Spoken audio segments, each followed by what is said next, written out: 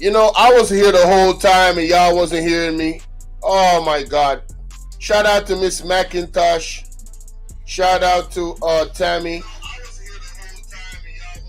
Alright, now y'all hearing me. Now y'all hearing me. Alright, my bad, y'all.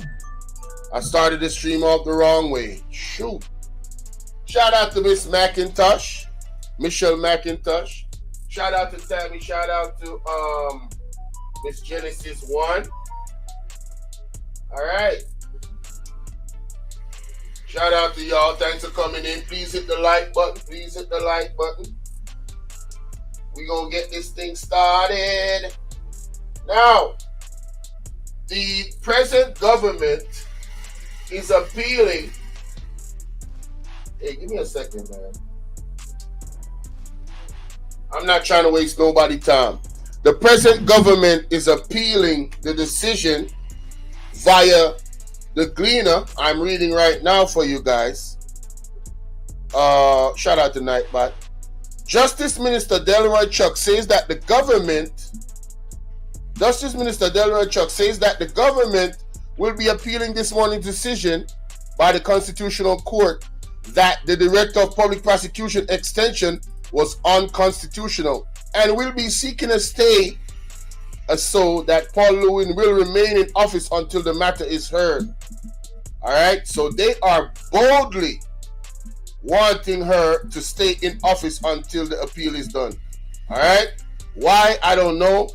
Last July, the Constitution was amended to move the retirement age of the DPP and the Auditor General from 60 to 65. Why did they amend? Why is this lady so important to the office? Why is she so important to the current government? Why is it that somebody else is not qualified to do the job that she's been doing? Why are they trying to extend her the age limit for her to retire? What is going on? Is this nepotism? Is this cronism at work? These are just questions. All right, it continues to say, Llewellyn, whose tenure would have ended September that year as a result, was given a 2 extra years to remain in office. However, the opposition lawmakers, right, Philip Paula and Peter Bunting, took the issue to court. Consequently, an all-female panel of 3 judges, Justices Sonia Wint-Blair, Simone Wolf-Rees, and Tricia Hutchins-Shell, who heard the legal arguments last year, handed down a shocking decision. I don't know why it's shocking. On Friday morning. This is the Gleaner, says that it's shocking. I don't know why it's shocking. The court said the change in the Constitution in July 2023 to raise the age of retirement for the DPP and the Auditor General from 60 to 65. The court said to change the Constitution in DPP was valid. But it was valid. But it said the amendment allowing Llewellyn to choose to remain was wrong. Oh wow. So then they're saying, okay, it was valid to change the age, but to allow her to stay was wrong. She should have resigned anyway. Oh, that section is unconstitutional, null and void, and of no legal effect, said Wint-Blair in giving the oral ruling in court. But Chuck says the government will be challenging that decision. The government does not agree with that part of the ruling and will instruct its attorneys to ask for a stay of extension and immediately appealing the ruling, he said. The Justice Minister stated that there are no plans in place at this time to appoint an acting DPP. He noted that the court essentially granted the parties a 7-day stay, in which time is hoped that the appeal will be filed. So they're going at this immediately. In handling down the decision this morning, the Justice Wint-Blair said a new provision introduced in the Constitution by Section 2 of the Act grants the DPP the option to remain in office after 60 years old, and that gives the DPP a level of authority not envisaged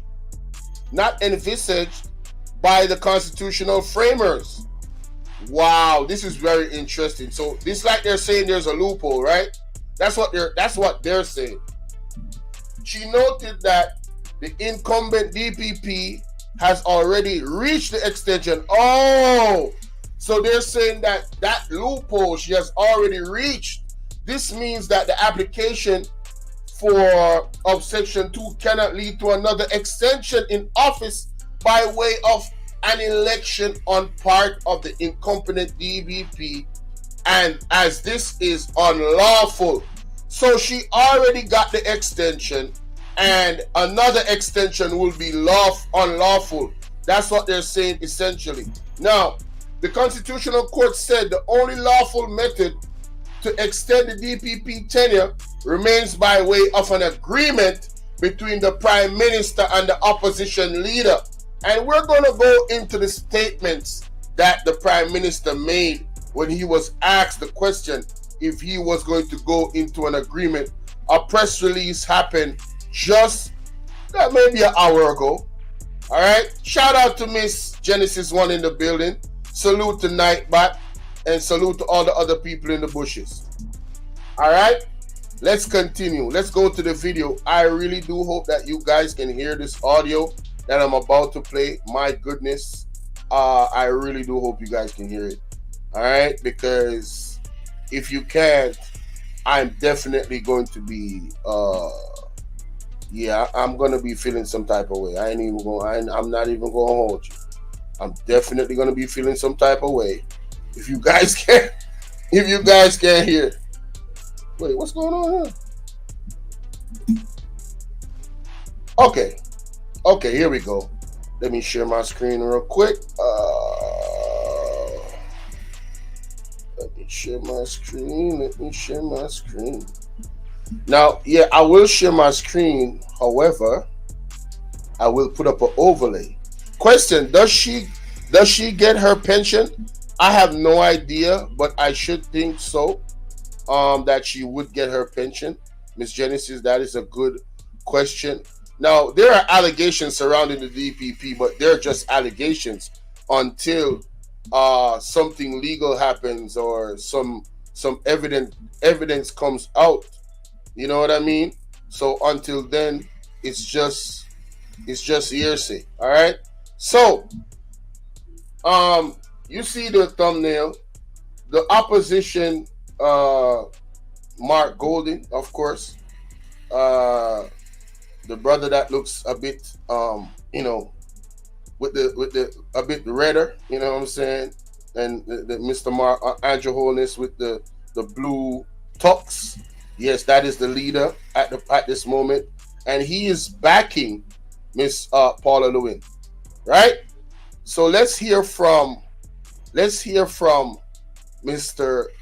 Honorable Mark Golding, the leader of the opposition, and tell me if you can hear this, my good people.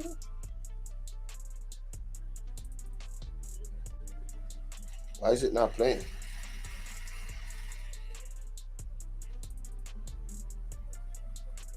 Can you hear that? Can you guys hear that? Let me know in the chat if you can hear that.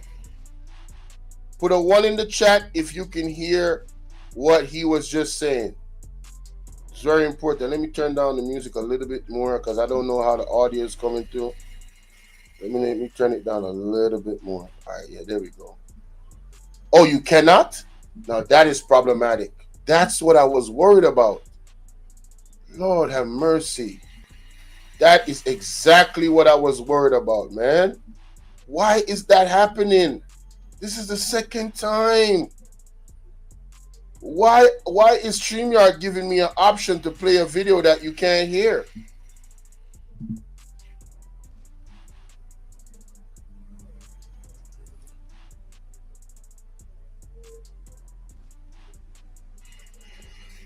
So you still can't hear that, right? I just played it a while ago. Oh, dear Lord, have mercy on my soul. How am I going to approach this? All right, we just gotta go to the Instagram then. We just gotta go to Instagram. Instagram is hard to maneuver because you know like pausing the video and stuff. But all right, I'm gonna just go to Instagram. Damn, I spent all that time to download the video. Lord Jesus. Ugh.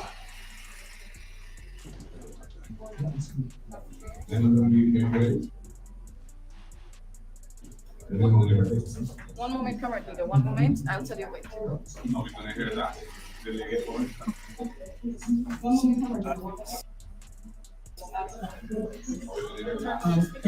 All right, so you guys can hear that now? If you're on the Zoom and you're in the How you doing, Miss Your Thoughts? Oh. That was. Let me know if you can hear the audio now. Good people, let me know if you can hear the audio. Yeah. Put a 1 in the chat if you can hear the audio. Shout out to the people on the main channel and the backup channel. Thank you so kindly for joining us. This is a matter of real big news in Jamaica. Yes, I know a lot of people is talking, but they're gonna get to. This is why I wanted to have it edited and then put out. But I have to use Instagram now, so I don't really have a choice. Unless there's another way I could share on StreamYard where you guys can hear the audio. But for some strange reason, the video that I put out, it's not giving me the audio. I'm hearing it, but you guys not hearing it. How you doing, Dimple D? Salute. I'm gonna try. What I'm gonna do is I'm gonna try sharing the whole entire screen one more time. That's what I'm gonna try to see if you guys can hear that audio. EJ, what it do, man? Salute to you, my brother. Salute to y'all coming in. Do remember to hit that like button. Thank you so much. I do appreciate y'all in advance. Yes. All right. Let me try this. Let me try this one more time. Let me try this one more time.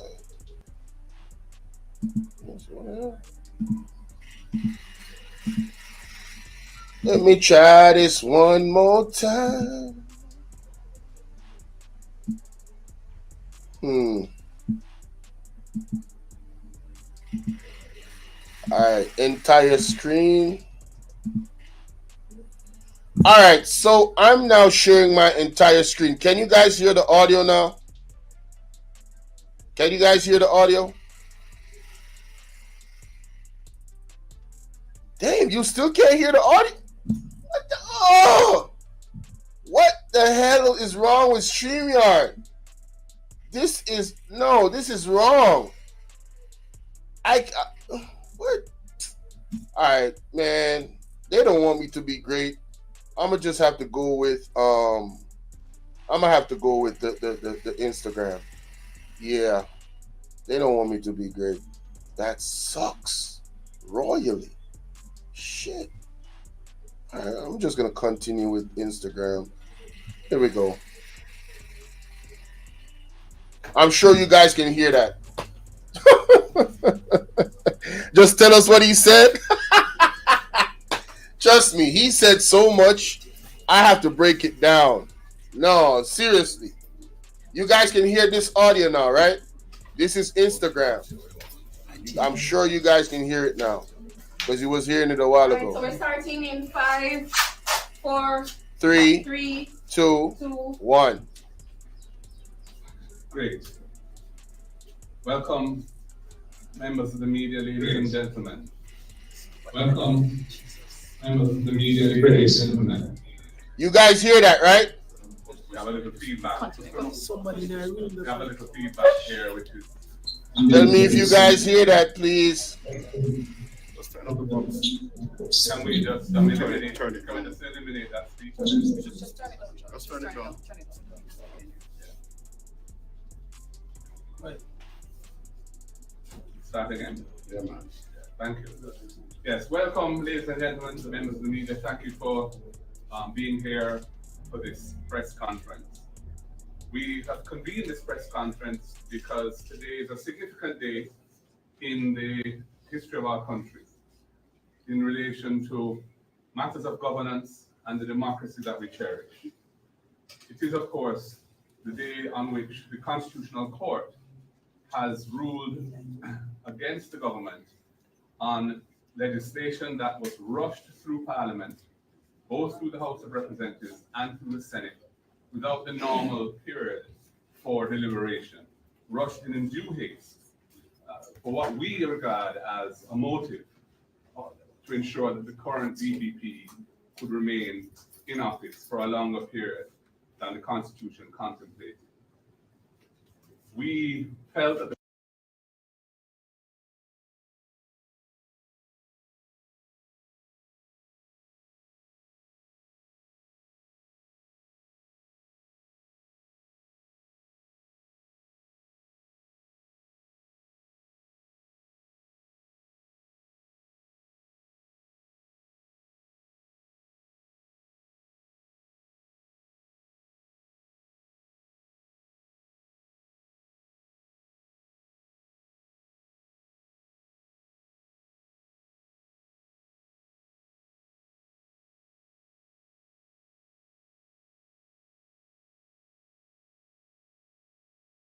the procedure that was embarked upon by the government was fundamentally wrong and substantive. Oh my God, you guys weren't hearing me now. I paused it. So what he was saying is that the extension that the DPP got, it was in favor of allegedly personal reasons why she was put back in power. You know, it had nothing to do with upholding the Constitution of Jamaica, because they actually changed they amended the Constitution just to have her come back in power, right? So it's alleged that her service was not really to the Jamaican people, but for some other motive. So the motive behind her getting that extension, that was recently unconstitutional, because they had to amend the Constitution for her to go back in power for an extension, right? And now they are asking for another extension, which the Constitutional Court of Jamaica today, this morning, ruled to be unconstitutional and unlawful. So she was fired immediately from office today. So now the leader of the opposition, Mr. Mark Golden, yes, they changed the Constitution for her, Miss Genesis. So the leader of the opposition, the Honorable Mark Golden, is now holding a press conference, and he's going to speak on various issues that is going on that is questionable within the current ruling party, which I think is very important that we need to highlight. Let's read. And shout out to Nightbot, man. Y'all leave Nightbot alone, man. Of what was being done was also invalid. And we decided to take the matter to the Constitutional Court for the court to rule on it.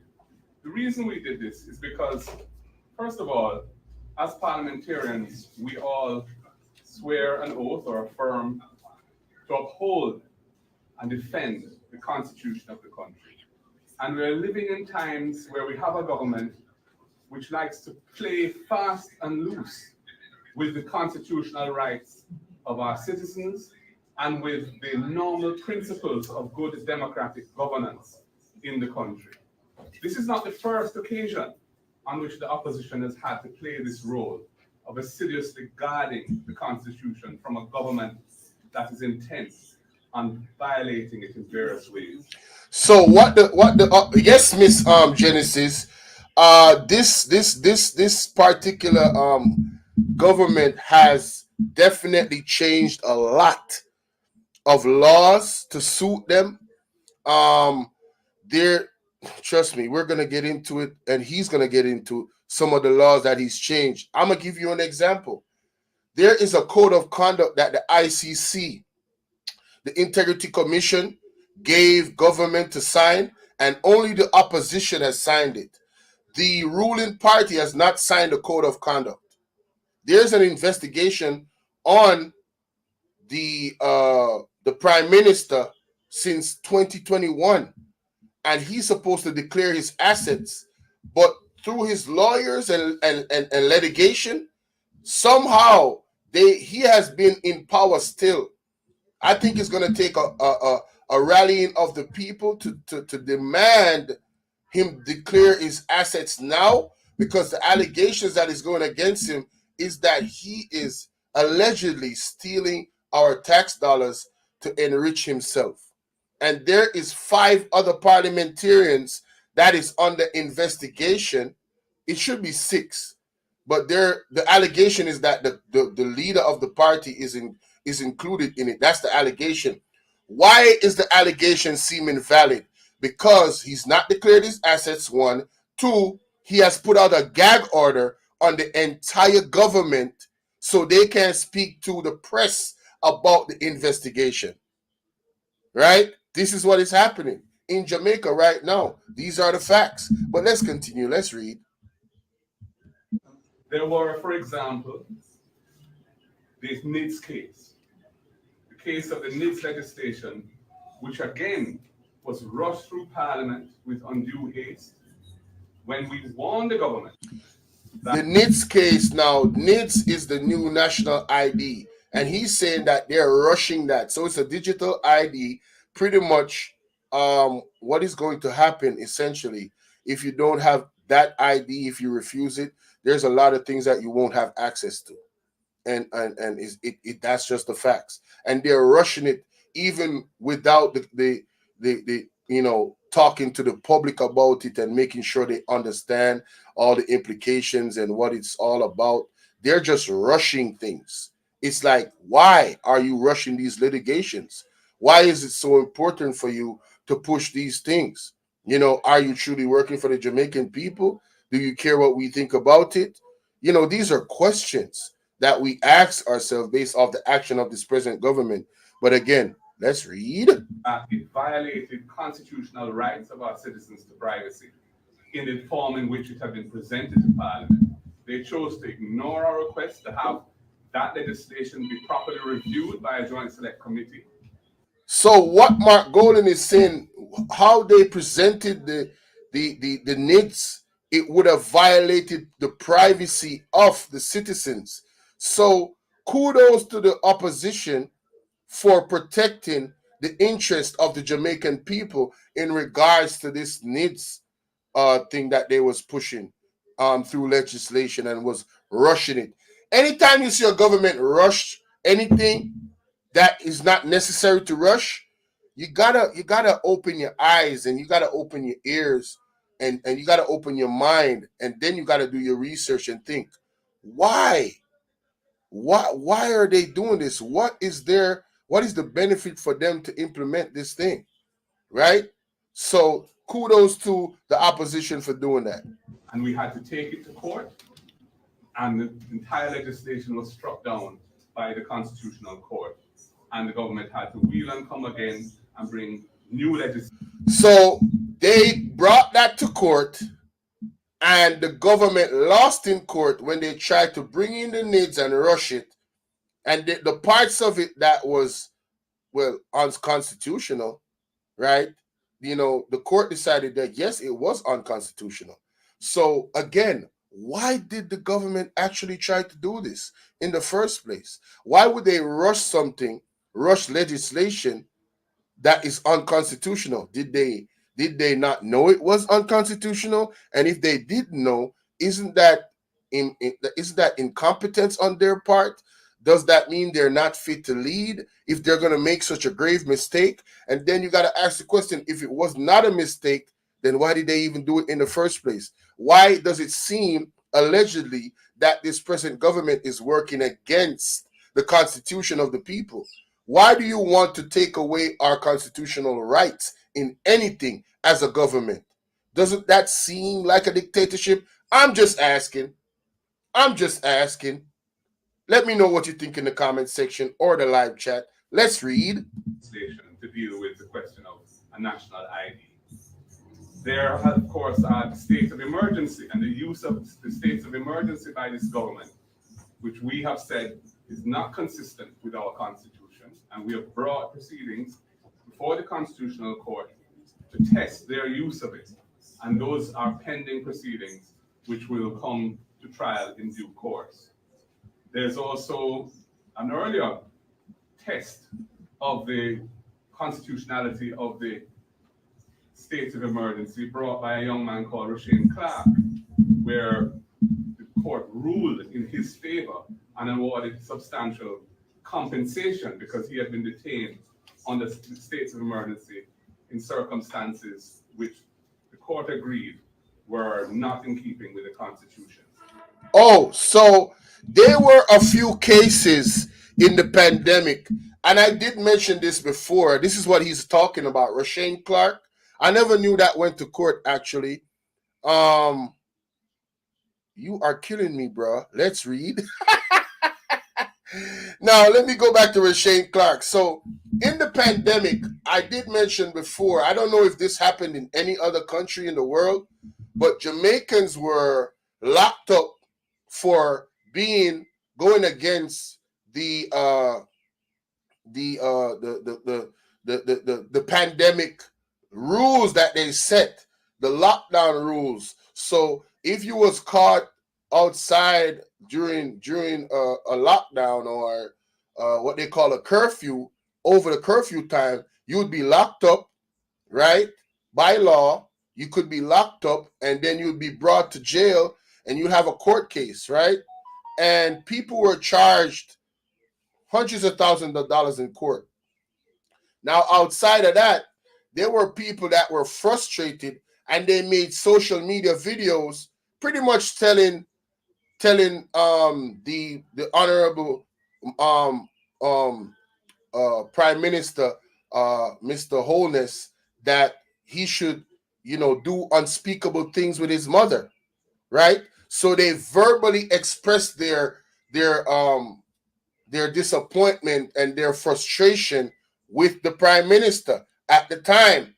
And I remember a young man, police came to his house, took him from under his bed, ripped him, and they videotaped everything. Normally the police don't videotape nothing, right? In Jamaica, police don't have video cams on their stuff, right? They're calling for it now because of an incident that happened a month ago or so, where a young man allegedly seemed like he was brutally murdered by the police. Allegedly, right? It seems that's going to go to court. So no, they're probably going to call for the cams now, but they don't have it. They videotaped this young man, embarrassed him, right? Brought him to jail, and they videotaped him and told him to apologize to the Prime Minister for the things that he did, what he said on his social media. Now, I believe that's the case he's talking about. That's one example of what I know that seemed to be an unconstitutional act by the police, right? That seemed to be, a reprisal from the leader of the country, in my opinion, because he was the one that was addressed in the video, and he told him to do what with his mother, right? And then all of a sudden, police came to the man's house. He's not a criminal. And they videotaped him, embarrassed him, locked him down, and then made a video of it.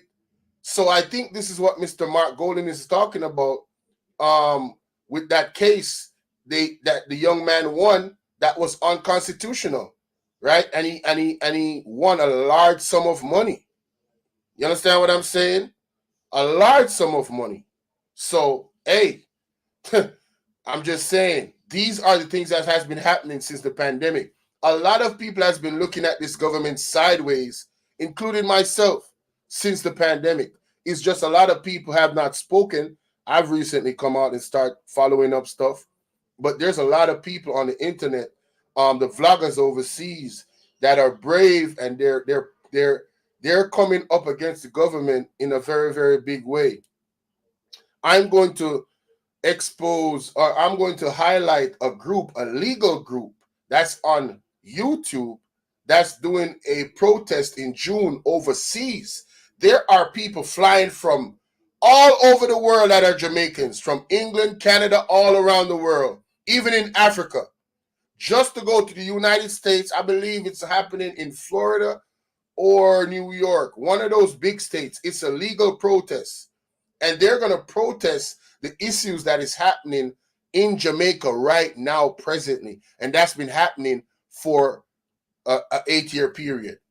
So that's going to be epic. I'm definitely going to highlight that on my channel. And I want all my Jamaicans that listen to me here that's living overseas, I want y'all to make y'all way over to that protest. I want y'all to really take the time out because we need you guys. You know, when things are highlighted on the international level, it's going to pressure the government and shake them up to do the right thing. Because what is happening is that a lot of people don't know what the hell is going on. And they control, in my opinion, the major media houses in Jamaica, because a lot of the news that's supposed to come out in the mainstream media that the vloggers are talking about is not coming out in the mainstream media, especially the news that go against the present government. All right. He said a lot of people will be looking for their visa connection. Oh, Miss Genesis is funny. Let's read. And there have been other instances. The attempt to appoint a Chief Justice on a probationary basis, unheard of in the history of Jamaica and indeed other jurisdictions, which civil society and ourselves objected to fundamentally as violating the separation of powers principle, where the Prime Minister took it on himself to think he had jurisdiction or power or authority to review the performance of a Chief Justice and decide whether or not he should continue in office. And so I didn't even know about this. So the Prime Minister thought he had the power to review the performance of a Chief Justice and to what? Remove the Chief Justice and put somebody else on a provisionary basis? Is that what I'm hearing? My goodness, man, let's read. Whew, I don't even know what to say about that. Let's read. before that, there were these undated letters of resignation signed by JLP appointed senators as an attempt to give the Prime Minister leverage over them in relation to the CCJ legislation. Now, I heard about that. I heard that there's undated resignation letters that the Prime Minister allegedly has of every single member of Parliament. And you can just open your minds as to how much power that he has over them if they already signed a resignation letter that is not dated. So let's put it into context, the possibility. So if you do anything outside of what I tell you to do, that's your ass. All I do is put a date on it and you gone. Doesn't that seem like a dictator move? Does that seem like somebody that's moving in a modem of democracy? Does that seem democratic? Let me know in the comment section. I'm just asking. But I did hear about that. That was being brought by the then government of the People's National Party. And those were tested by two, I think it was, certainly one or two senators on their side when the letters were used by the Prime Minister to remove them. And that was held to be an improper device and a violation of the Constitution. So he's saying that those letters were actually used to remove a few or a couple ministers in government. And he's saying that it's unconstitutional as well for them to use that type of method. You know what I'm saying? To have an undated resignation letter that's already signed by a minister. Man, that's like you holding somebody ball sacks, and at any point you could just squeeze them. You got that person by the balls. You know what I'm saying? Figuratively speaking, that's crazy. So we have been vigilant in a variety of matters, and this most recent one is very, very important. It is groundbreaking because this was a bill to amend the Constitution that they passed, and the basis upon which it was challenged was because we felt that the way in which it was seeking to do this was both for an improper motive, but also was in violation of the constitutional arrangements to do with how a DPP can have her tenure in office extended. As you know, the current DPP had received a 3-year extension prior to her 60th birthday in accordance with the procedure that the Constitution provides, and the Governor General approved of that extension. And her tenure of office should have ended in September last year, which was the end of that 3-year period. So what I'm hearing that I did not know personally is that the DPP, and this is the DPP, Paula Llewellyn, right? She already got the extension at her 60th birthday, which ended September of last year, a 3-year extension. She should have been out of office legally since last year, September. But of course, you know, court proceedings are in Jamaica. They take forever. Honestly, they really do. So the court system definitely needs some, boy, I tell you, Lord have mercy. But anyway, so she legally should have been out of office last year, September. And what has happened is the present ruling party wanted to give her another extension. They wanted to go against the Constitution again. And the court, the Constitutional Court said, nope, this is not legal. This is unlawful. She must be removed immediately. And I hope that before the night ends, her office is cleared up. I am for the Constitution. The Constitution is there to protect the people. And if there's loopholes in the Constitution that harm the people, it needs to be fixed. Point blank, period. Point blank, period. All right? No, I don't think that's her 60th picture. I'm sorry. I'm not even hating right now. I don't think she looked like that right now. That must be that part. But let's continue. I don't even want to focus on that. For reasons which one can only speculate. Let's read. Sought in July last year, just before the summer break, to rush through this legislation to amend the Constitution, not only to say that future DPPs and auditors general would retire at the age of 65 rather than 60, but also to apply that to the existing incumbent. And that is where they violated the Constitution. Oh, so he's saying, well, now he's stating, which the Constitutional Court also stated, they rushed to change the age in the Constitution from 60 to 65, but even with doing so, it would not apply to the present DPP. That amendment would only apply to the future DPP. So it's unconstitutional to give her the extension to 65. They already gave her extension that is within the Constitution. That's the 3-year extension since she was 60. That is also approved by the Governor General that represents the Queen.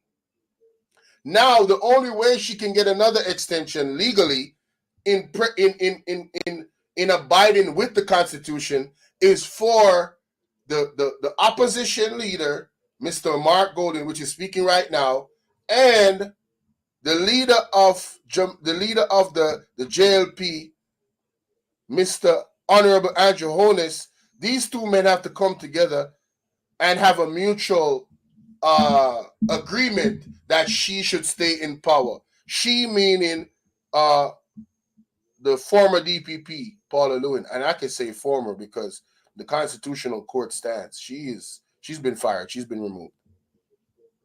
So that's what he's saying. Let's read. And that attempt was struck down today by the Constitutional Court. It is quite clear that the tenure of the existing officer that has been holding that position since September last year came to an end, that the attempt to extend it was invalid and unconstitutional. And I therefore call upon the Services Commission to proceed with alacrity to embark on the process for appointing a new DPP. The advertising, etc., should be done. And in the meantime, that the Governor General, acting on their advice, Service Commission advice, should appoint somebody to act in the position. Ladies and gentlemen, this is just part of what has been happening in our country in terms of gross violations of the normal precepts of good parliamentary democracy and good governance. We know about, for example, the situation in our parliament.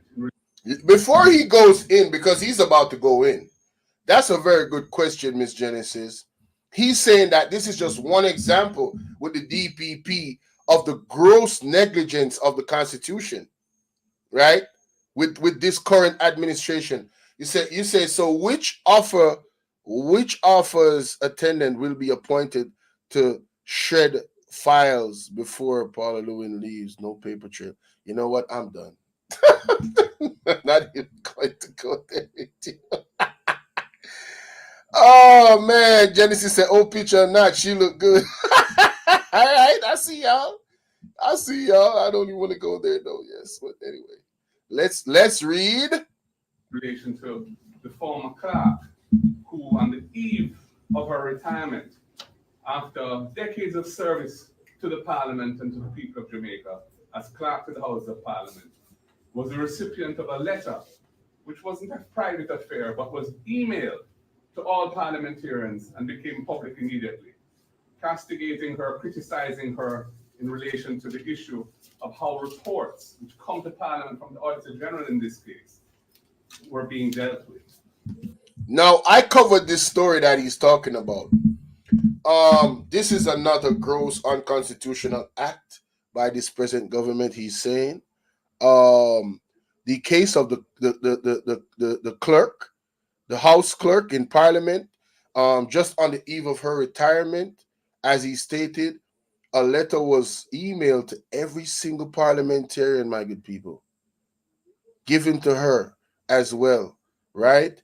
And it basically was a verbal lashing of how reports that is given to the clerk by the Auditor General should be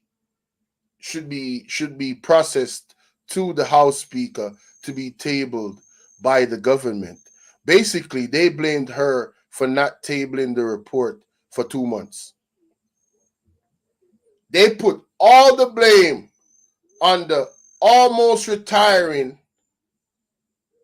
clerk that had an impeccable record. An impeccable record.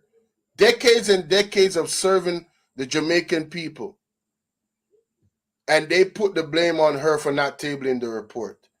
And then, I did report it, the new clerk in power, well, not in power, but in position right now, right, told us that the clerk was on vacation.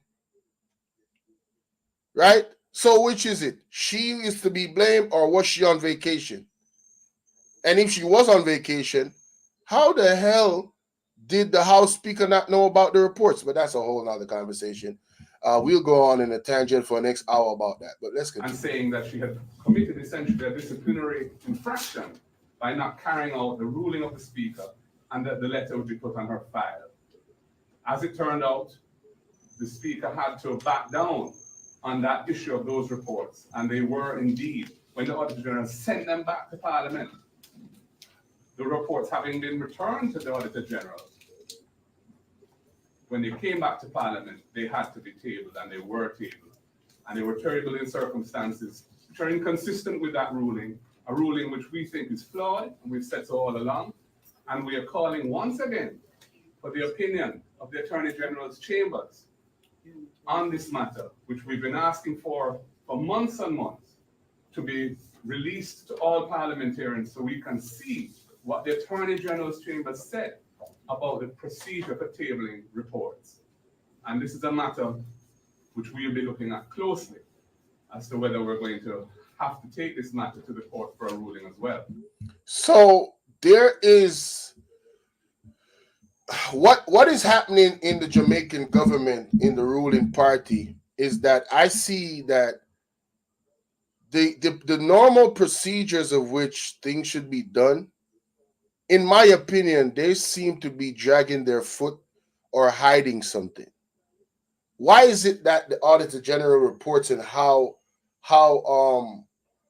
things should be tabled has not been made public yet? Why is there not clarity on that situation? Why would you not want the public to know the procedure to table these reports? It seems like you're hiding something. The government of Jamaica seems like they're hiding something. And this is my opinion, right? As a well-thinking citizen of this country, looking at all the evidence and looking at the actions, right? Say he melting in the peach shirt. Somebody got to take the fault. I think the whole cards are out. The whole house of cards is coming down. I think there's too much people involved in the alleged corruption in Jamaica, and I think a whole lot of people is going down. Yep. But let's read. But in the meantime, we're asking once again for this legal opinion to be released. That opinion is not an opinion belonging to the Speaker.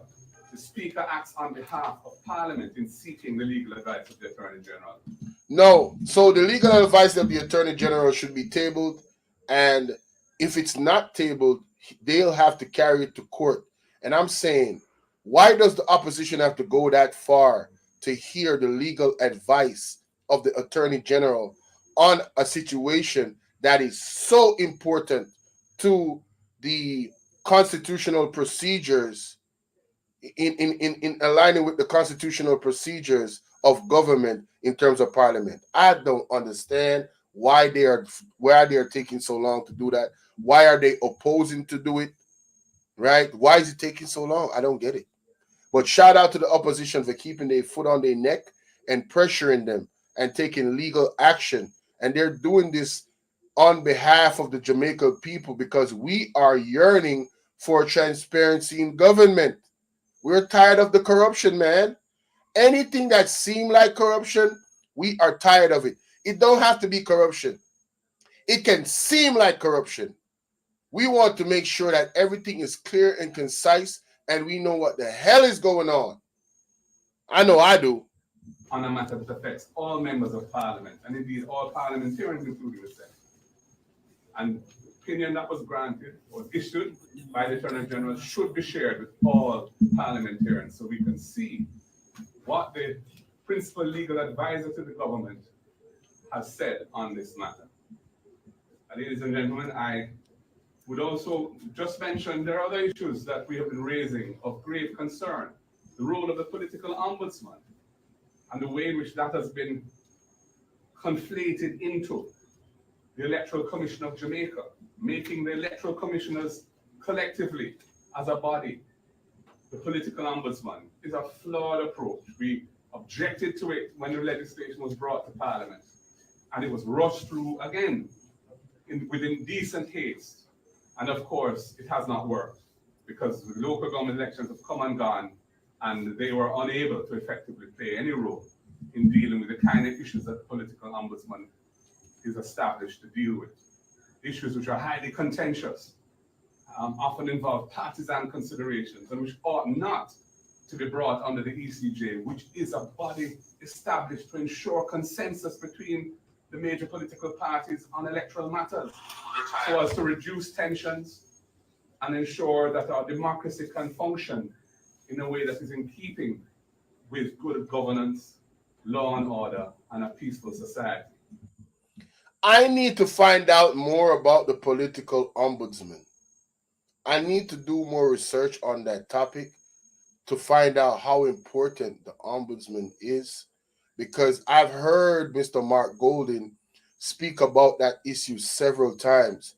I mean, a lot of times I've heard him brought it up. So it definitely seems to be extremely important to our democracy, that particular position. So I definitely need to do more research on that. Coming out of a history that we are all aware of, where political violence was a big problem in this country in the past. Facts. So this is another issue where we feel the government has gone down a very wrong path. But they are stubborn and headstrong. He is not lying. This government is stubborn and headstrong. You see the lady smiling beside him? Yo, Mr. Mark Golden ain't never lied, bruh. I'm telling you. These people are fighting tooth and nail. Miss Genesis 1 says they're going down and taking a bag of money with them. Nobody's taking the fall for free. Hey. But guess what? This present, Mr. Mark Golden, he is taking them to court. So it's hard for them. Whatever allegedly they already put in their pockets, it's hard for them to take anything right now. Very, very hard for them. I mean, they are watching their every single move. The Auditor General is in their face. The Integrity Commission is in their face. And the vloggers is in their face. People on the ground everywhere is in their face. People are really tired of this administration. I'm telling you. It's a fact. And it is only when we take them to court and win there that they have to reconsider, wheel, and come again, as was done with NIDS, and as will have to be done with the DPP. Thank you, ladies and gentlemen. My two colleagues, Senator Scott Motley, Member of Parliament Philip Paula, who was one of the two co-applicants in the case. The case was brought by our Leader of Opposition Business in the House, Philip Paula, MP, and our Leader of Opposition Business in the Salute, Katie. What's up, man? Senate, Senator Peter Bunting, who is unable to be with us this afternoon. But it was a case that was brought to uphold and defend the Constitution of the country, principles of good governance, and to avoid the manipulation of the power of the majority and the tyranny of the majority in Parliament to undermine good governance in this country. And that is something that we will consistently and strenuously resist as opposition, in accordance with our duty to the people of Jamaica. Thank you. Hey, Miss Genesis 1. Hey, I don't know what you know. You know what I'm saying? But that is what is being alleged. It's being alleged that the current Prime Minister, his assets is not in Jamaica. That's what's being alleged. It's being alleged that his assets are in another Caribbean country. That's what's being alleged. All right, so we're opening the floor for questions. Opposition leader, the Justice Minister says the government intends to appeal. If they get a stay of the court order, what do you think the DPP should do? Meaning, should she take leave pending the appeal, or would it be okay with her continuing in office? Well, the legal advice that we have received today is that this is a declaratory judgment that the Constitutional Court has been made, and there's no jurisdiction to grant a stay of a declaratory judgment. You can appeal it, but it stands as a declaration of what the law is, unless and until a higher court rules otherwise. So basically, what the government is asking of the Constitutional Court, from the paper that I read, it cannot happen. They're asking for the DPP to stay in power while the appeal is going on. And Mr. Mark Golden is saying, based off the law, which he is a lawyer, if y'all didn't know, he has a whole team. Like, that's his expertise. No wonder he's taking these people to court all the time. But anyway,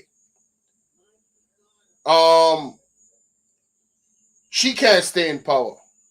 The ruling stands. She has to go immediately. That means today, before the day ends. Clean out your office, head out. That's what it says. That's the law. That's the law. And if they go against it, if they try to go against that, they'd be going against constitutional law, which is the highest law. Right? They would have to take it to a higher court, which means England, I believe. Excuse me, and that's going to take time. I mean, does the DPP really want to drag this out? How would it look? Wouldn't that be very desperate of the government to want to draw this out with the DPP to the point where she would have to wait for... How long does she want to be in power, by the way? Is another 3 years in power that important to the DPP? In my opinion, and this is just my opinion, which I am entitled to, it really shows a desperation for power, right? Haven't you acquired some amount of revenue from that position over the years of service that you have done? What is your motive? What is her motive for wanting to continue in her position and not bow out gracefully? Why did the Constitutional Court, have to kick her out of her position? And there's other young people or other people that is qualified to at least be the acting DPP until the official proceedings of choosing a DPP constitutionally happens. But I'm very concerned. How you doing, EJ? Salute to you, my brother. Oliver, salute. I'm very concerned about why the government is pushing for her to stay so much. Like, what is going on between the government and the DPP? And I have a right to ask these questions because of all of these alleged corruption. Right? What is their involvement? Is there an involvement? Is this nepotism? Is the DPP a friend of the Prime Minister or something? Or a distant family member? I don't know. Is it favoritism? What? I don't get it. I really don't get it. I'm confused. I'm confused as to they immediately, this happened this morning, y'all, and the ruling government immediately decided to appeal the decision of the Constitutional Court. That amazes me. I just don't get it, man. Something is very, very wrong with this, man. We got Miss Genesis one in the building. How you doing, love? I'm good, Bolo. How are you? Hey, Dad, I'm great. I'm great. You know me, I'm always struggling with the light over here, man. I think you're looking good. I think it brings off the dimples. Shout out to Russell Red. I hope he's doing Yeah, well. shout out to Russell. Anywho, I can answer that question for you, sir. Please, by all means, go ahead. Why she wants to stay on? Status. It's status. Are you there? I'm here. I'm waiting on you to continue on that. No, that's it. It's status. That's it. It's simple. That's Just it. status. Because she's got the money, right? She has the quote unquote power, right? But if she leaves office, what is she, 60 something now? Mm-hmm. Right? What is she gonna do? How many people in higher levels of government want to be the former anything? That's a very good question and a very good point. Now, I agree with you that definitely might be part of it. and let's just address that. Then we need to make sure that the age limit for these people in office needs to be lower. Well, that's going to In be a my hard that's just my opinion. I don't know what you think about Yeah, that. so that's going to be a hard one because I don't know how the Senate works in Jamaica, but the Senate here in Canada, you Hmm. can be a senator until, and even a judge. I know because I know in America the judges, especially the Supreme Court judges, they Hmm. stay on until they die. Damn. So I mean, and here in Canada, once you become a senator, unless you do something like extremely nefarious, like espionage or something, you're Hmm. senator until you die. Like those positions don't just there aren't any turnover rates when you're a senator or a Supreme Court judge, or even Wow. a judge for that matter. You've got to do something really nefarious for them to you know what's the word I'm looking for them to issue Remove you. remove you, but there's another word for it, but I can't. But remove is good. Hmm. So yeah, because those positions are basically lifelong positions until you die. So I Right. think I think it's status. It's nothing else other than status and bragging rights. Mm. Because again, she's got the money. Like I said in the comment section, that money's gone. If Mark Golden is looking for the paper trail for the cash, good luck, because that's either in Nassau somewhere or Mm. it's probably in Monaco, Hmm. because those laws are different when it comes to alleged money laundering. Hmm. Hmm.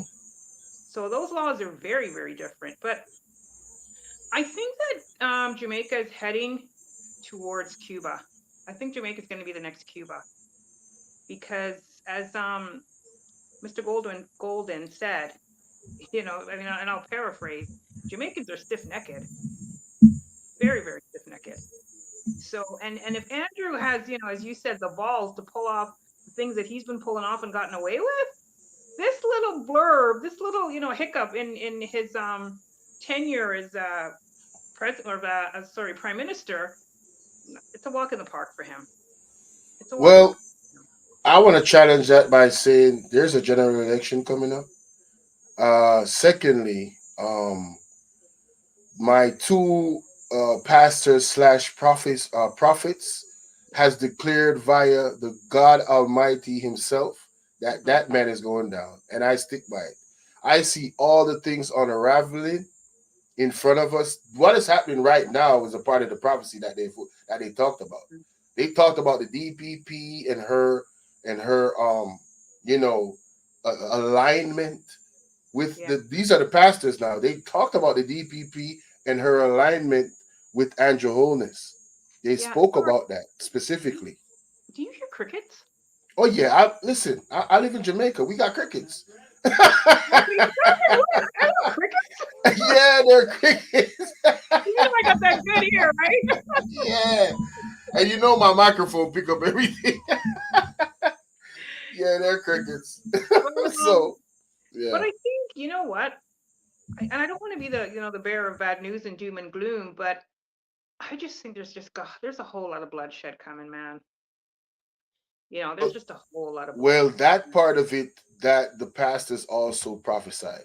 Yeah, They also prophesied a lot of death, and they prophesied the people that are aligned with the prime minister and his party that know about the corruptions, various corruptions that are involved in it on a community level. Their families is going to also experience death as well. They yeah. prophesied it. They But prophesied.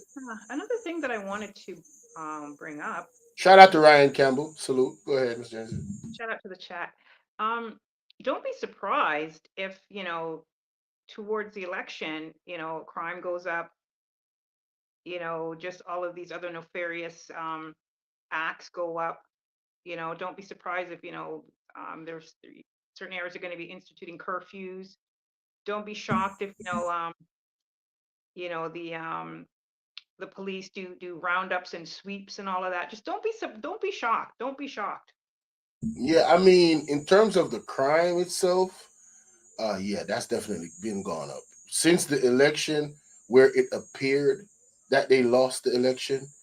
I Hmm. mean, I cannot say that the government is responsible for this, but there is an argument in the street that anytime the prime minister doesn't get what he wants from the Jamaican people, he punishes them in very slick ways. Yeah. So where I live, I never had a water problem. Hmm. But every night for the last few months, couple months, my water has been gone down low in the nighttime or gone altogether. For what?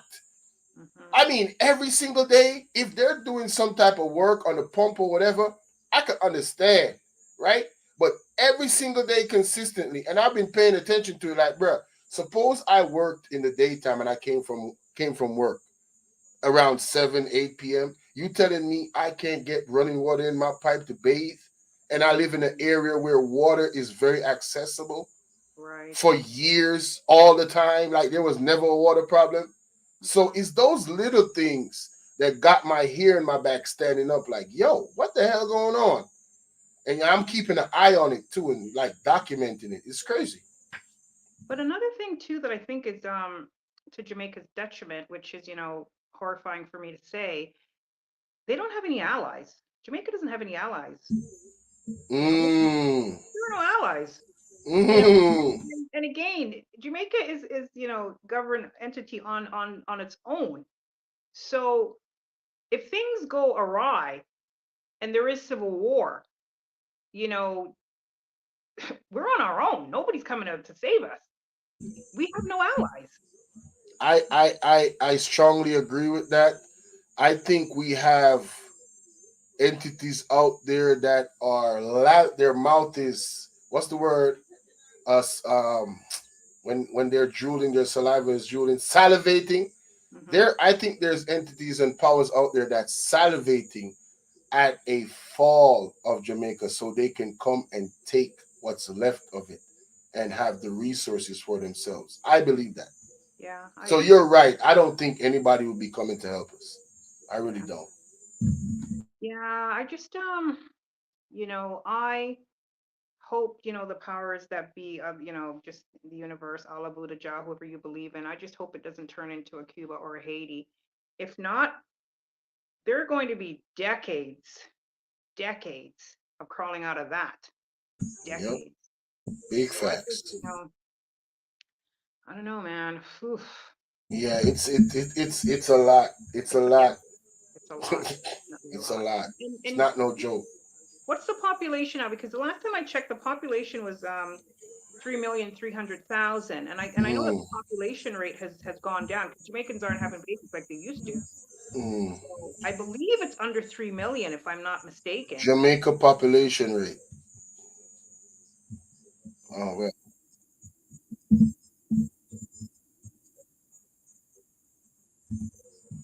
Shout out to the It's crickets. at a 2.827 million. Yeah, it's dropped Yeah, because when I looked at the rate, it dramatically. said it's at a negative what? Let me do that again. Jamaica population rate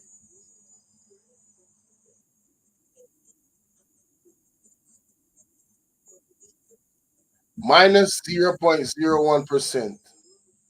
Yeah. It's at a minus 0.01%. So two things are happening. As much Jamaicans as possible is leaving the country. So we're having a brain drain. The nurses are leaving. The teachers are leaving. Hmm. People in armed forces are leaving as well, Hmm. right? Because, they're not getting paid as they should be, right? That's a Hmm. whole nother conversation. Yeah. Um, the healthcare system is in a awry. There's just so much going on Yeah. that is negative. So outside of that, you're right. A lot of people are not having as much children as they used to have. Oh, the Yeah. sex has not slowed down, but having the children part has definitely. I was talking about this the other night. I Hmm. was talking about this. The women have come to the point where it's like, man, they got one kid, they done. They don't want no more children. It was never like that before in black families. But I don't want to go there because this is a separate topic. But yeah, that's what's happening. What's That's the what's happening. what's what's the percentage rate for the age group 45 and over in Jamaica versus 18 to 30? Hold on. The percent rate of ages 45 and over in Jamaica. Okay, 2024, 2025 data. I gotta go into this. It says population ages 45 to 49 male in Jamaica was reported at 6.24%, Okay. according to the World Bank collection of development. Um, Let me see the female. Oh, they got a whole chart right here. Wait,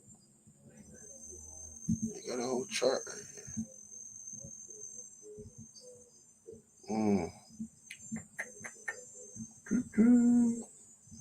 Why they don't give me the female though? I got what I got to do. Go in the search bar. All right, let me see. 45 plus female percentage. Let's look at that real quick. I guess I didn't type it in right. Let's see, age.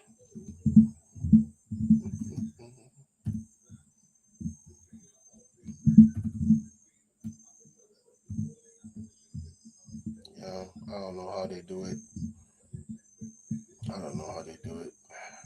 Well, let's just assume it's around the same percentage of the men, and then just look up 18 to 20. What is it? 18 to 30, I said. hmm The percentage of men and women in the population of Jamaica that's at the age of 18 to 30 years old. All right. Population by 5 year age group, sex, parish. Okay, let me see how this works. See how this works. All right. Between the ages of 18, that's 15 to 19, and they got it down to the parishes. Wow. Oh, okay. This is this is pretty detailed. They're not giving me a eight Well, yeah. thousand Well, the reason I ask is because if the older population of Jamaica is higher than the younger population, younger population. Yeah, that can also work to the advantage of the government too, because older people aren't really going to be going out there, protesting and fighting. They want to go into their golden years peaceful. facts. I think that might be a factor. I think that might be a factor. And then the distractions, the young people, like you said, you know, I I could just look at this chart and look at the numbers, and you're absolutely right. When you go from age what 55 down, the numbers get extremely bigger. When you go from 50 up, the numbers start to dwindle in comparison to the actual younger people. So yeah, the younger population seems to be in a higher number than the older population, just by looking at the chart there, just browsing over it. And if you really think about it, what percentage of those young people are really politically savvy, are really, having the political landscape of Jamaica, on the If I palm was of to give you a educated guess, maybe 95% of them is not. exactly, because everybody's trying to, you know, everybody's trying to leave. I mean, I'm not even. I don't profess to be educated on the political, operations of Jamaica. I have a lot to learn. So Everybody, yeah, imagine. they're either trying to leave, they're either trying to be the next TikTok hmm star, they're either trying to, hmm what's the other one? TikTok, Instagram, and and the other one there, I don't remember which one it was. What is it? hmm Rumble.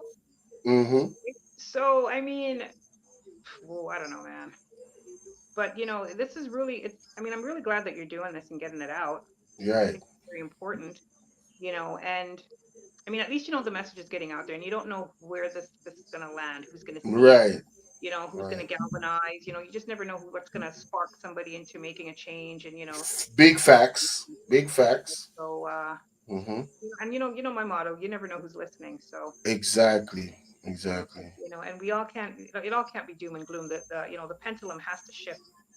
Back. Yes, I believe so. The reason why I'm documenting this, for me personally, I want to document the change because I do believe the change is coming. I believed so too. I really do believe it, man. All of my heart, my soul, my mind. We cannot go into 2026 this way. I mean, honestly, we cannot. We can't. We can't. But Yeah. I'm gonna finish up the rest of the video because he said some stuff near to the end that I I thought you were definitely done want to before you highlight. hooked up here. No, no, I wasn't done, but what I'm saying, you're royalty in this space.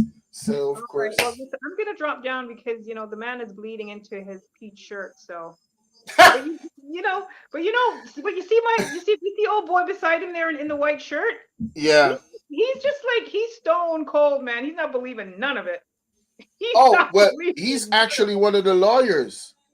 Is he a lawyer? Okay. Yes, he's the one that he's that Mr. Bunting. He not Mr. Bunting. What's his name again? He's one of them that went to the court. Okay. It's Well, you two of didn't them from the mention. PMP. I'm gonna get the names real quick. Well, you didn't mention that he was the lawyer. I thought he was just an Yes, employee up he's there. also a member of parliament, but he's the lawyer for the PMP Oh, that okay. that went to court with this case. Yeah. Oh, okay. Well, I sit corrected. So, Hmm. all right. Anyway, Yeah. thanks for having me up. Always a Thank you pleasure. so much for coming up. You know what I'm All right, saying? I'll jump back down in the chat. And if anybody's atting me, hey everybody, see ya. Oh Bye. yeah, that's Mr. Philip Paulwell. Okay. Yeah, that's Mr. Philip Paulwell and Mr. Peter Bunting are Mhm. the two lawyers that took it to court. Yeah, Okay. yeah. Well, shout out to Mr. Phillips' wife because the white shirt is crisp and my man has his undershirt under there, man. I'm trying to tell you. Yeah. All right. Shout out to Miss Genesis, man. You know what I'm saying? All right. Our position is that the DPP, or Ms. Llewellyn, is no longer the DPP, and it has in fact not been the DPP since her 63rd birthday, September last year. There is a provision in the Constitution, I think it's section 96 subsection 2, that would validate her acts as DPP between then and now. But now that the ruling has been made, she can no longer hold herself out or perform functions as a DPP. And a new DPP should be appointed in accordance with the procedures which have been established for that.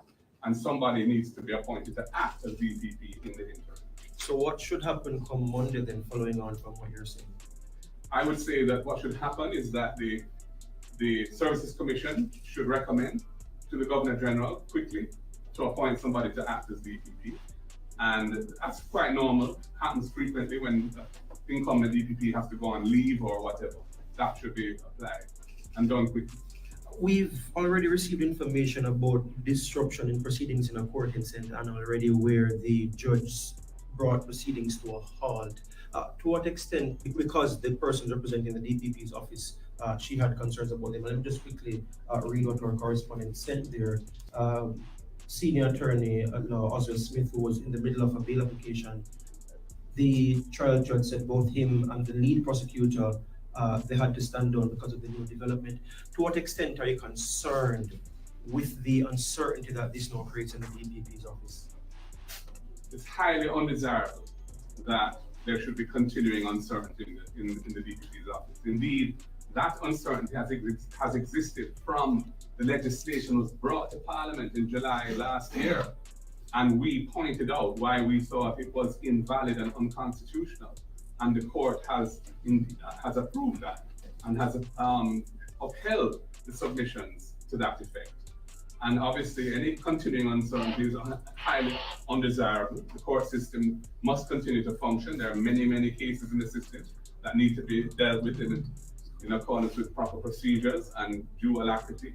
And that is why I think that it's important that the Services Commission and the Governor General quickly appoint somebody to act. And they're very capable persons within the DPP's office.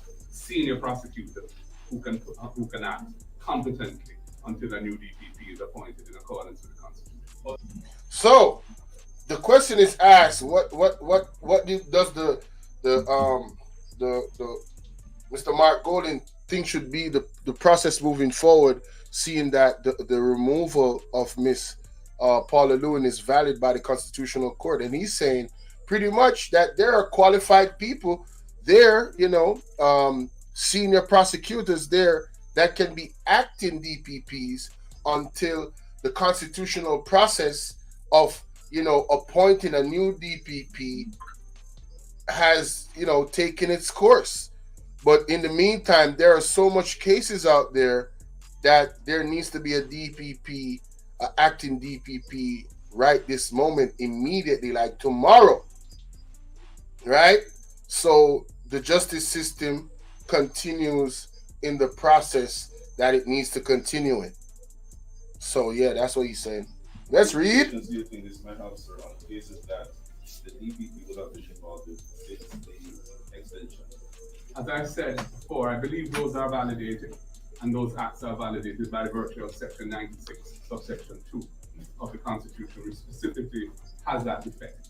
Now that the court has ruled that the incumbent is not the DPP and has not been since September last year, that can no longer be applied to validate anything going forward, and a new person must be appointed to act until a new DPP is duly appointed. But in the period from the date on which her tenure really ended in September last year and the ruling of the court today, I believe that those actions on her part would have been validated by the Constitution, Section 96, subsection 2. And so Mr. Mark Golden is saying, based off the Constitution, she has not been the DPP since last year, September 2023, legally. So there should be an immediate appointment of a new DPP, acting DPP that is, and then shortly, in short order, a appointment of an official DPP via the constitutional procedure. And that's the advice we have. We spoke about what the Services Commission needs to do. How about Ms. Llewellyn? What are you calling on her to do at this point? Well, my own view is that, it is highly undesirable that somebody should hold office as DPP in this country, knowing that his or her tenure is a matter of grave concern to the opposition of the country. It is not a good thing for the office of the DPP to be in any way politically contentious. Woo! That is a great point.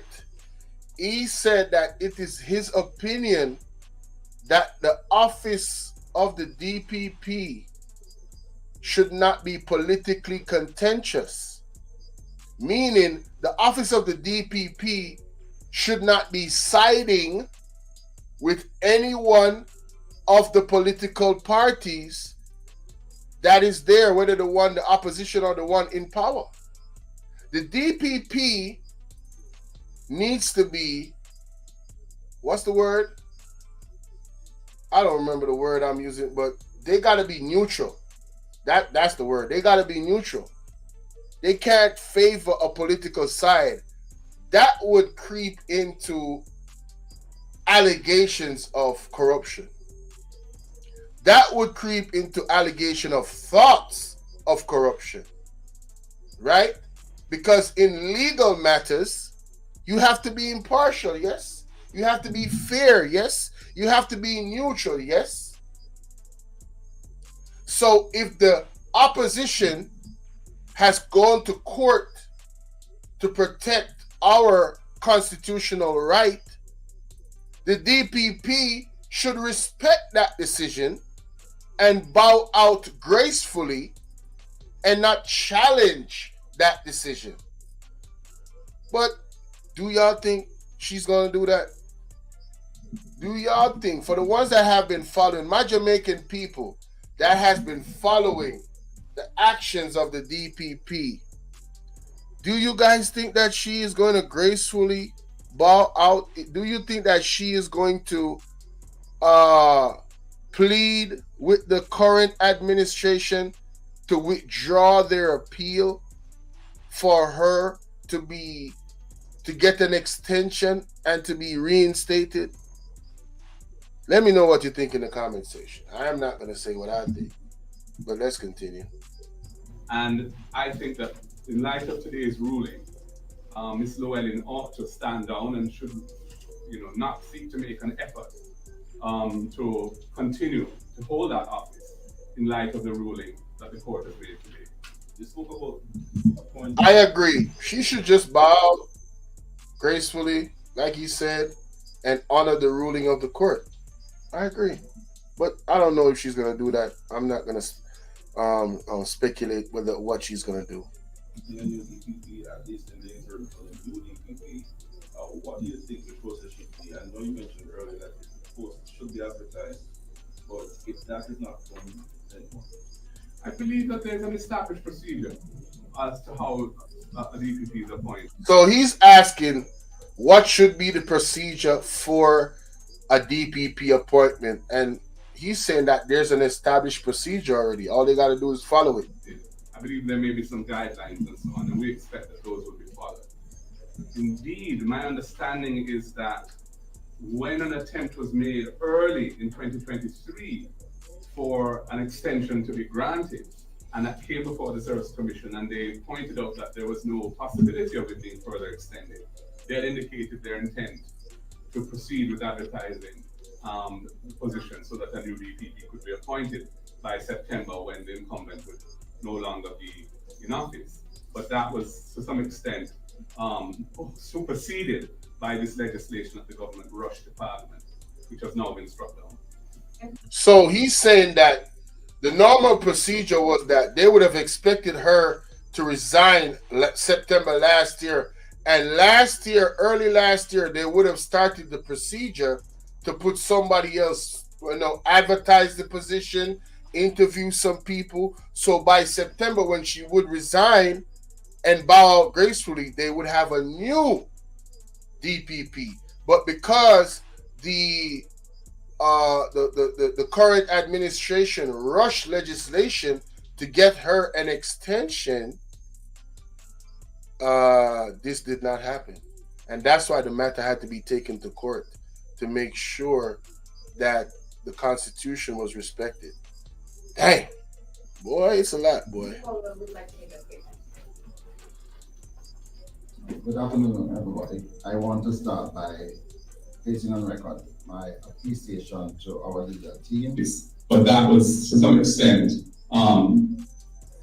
headed by Michael Hilton and the Impactor team for the tremendous work that they were able to do to enable today's significant victory. We have been at pains to say that it was a fundamental legal point. And really, the current DPP wasn't the subject of this issue, but rather the broader legal principle. I have been in Parliament for 29 years, and there is a way for the democracy to work. So what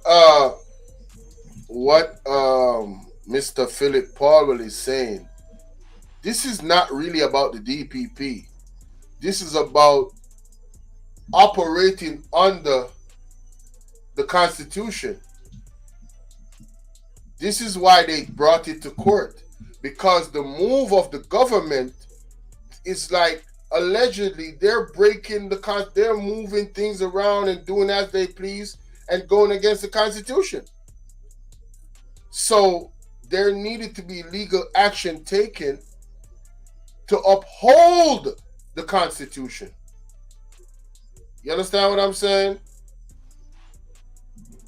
If you're an opposition of 14 or 31, you're an opposition, and respect is due. And we have found that that has not been the case since 2020, where little or no respect is given to the opposition. In fact, the government has removed our oversight position in relation to most of the committees, and we're again calling on the government to replace the chairmanship of these committees with the opposition. So he's saying that since 2020, a lot of the power has been taken. Certain chairmen have been removed in certain oversight committees of the opposition.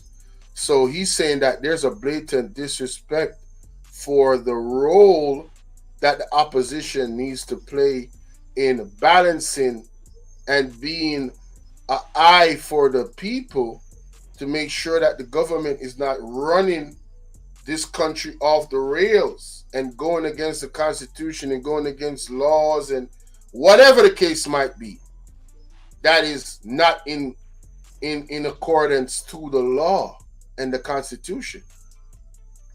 And he's saying respectfully to the government, you guys should definitely reinstate the people that you've removed since 2020 from those positions. That's what he's saying.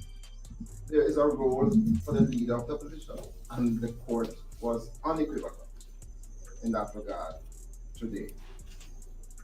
We are lamenting some of the recent incidents in Parliament. The leader has just mentioned about the Speaker's letter to the former clerk.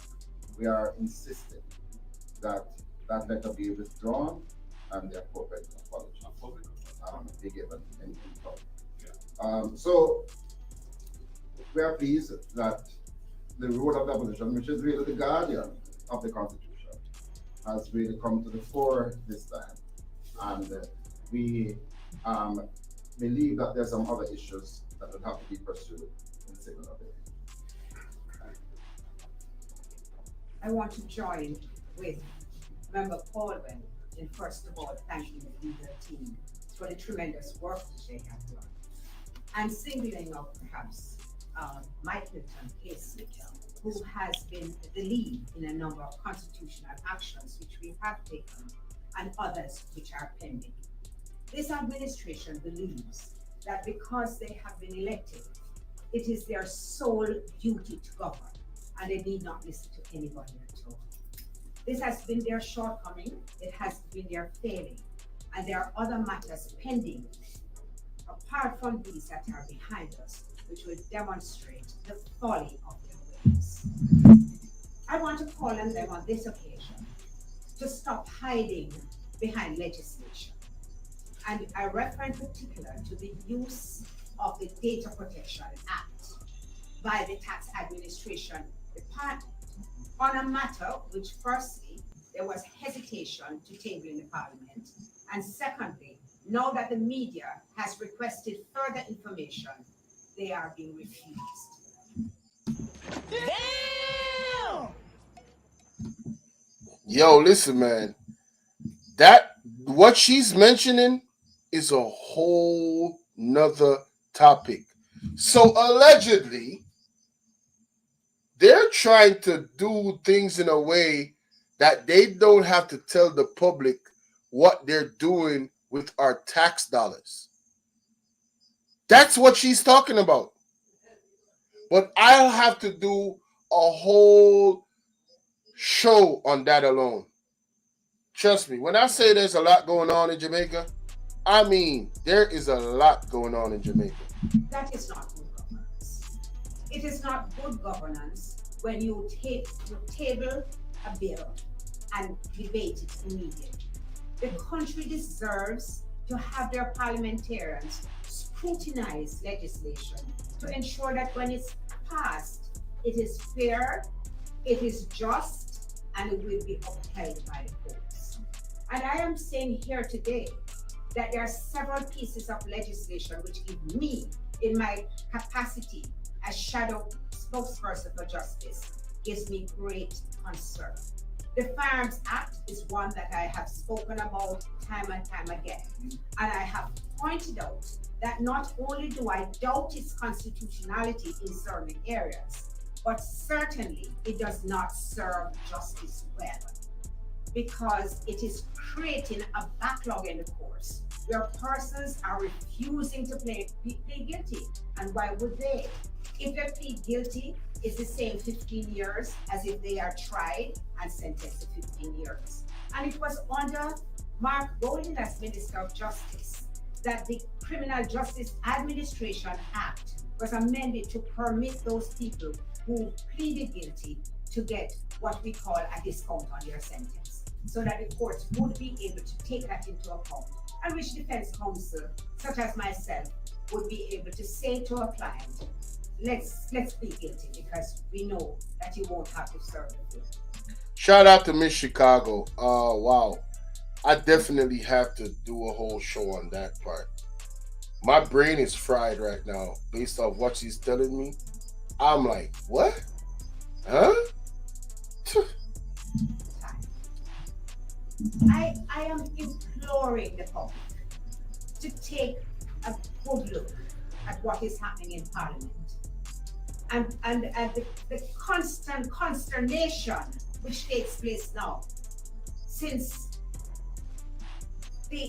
certain changes have been made, not just with the chairmanship, but look at how they walked out on their own government when the leader of opposition, who was representing 52% of the people, was speaking.